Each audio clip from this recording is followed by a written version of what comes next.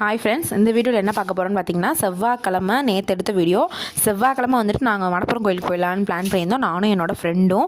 அதாவது வந்துட்டு நாங்கள் ரொம்ப நாளாக வந்து வடப்புறம் கோயிலுக்கு போகலான்னு பிளான் பண்ணிட்டே இருந்தோம், முடியவே இல்லை. அதனால் செவ்வாய்க்கிழமை காலையில் வந்துட்டு கன்ஃபார்மாக போகலாம் அப்படின்னு சொல்லிட்டு கிளம்பியாச்சு.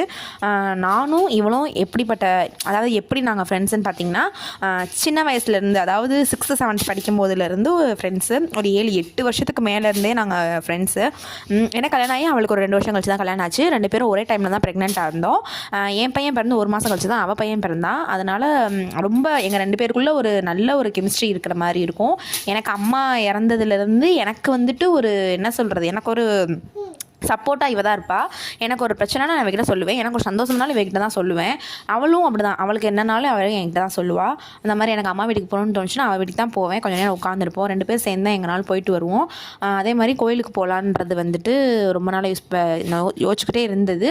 அதனால் சரி போகலாம்னு சொல்லிட்டு கிளம்பிட்டோம். இந்த வீடியோவில் என்ன பார்க்க போகிறோம்னா, கோயிலுக்கு போன நேரம் உச்சிக்கால பூஜை இல்லைன்னு சொல்லிட்டாங்க.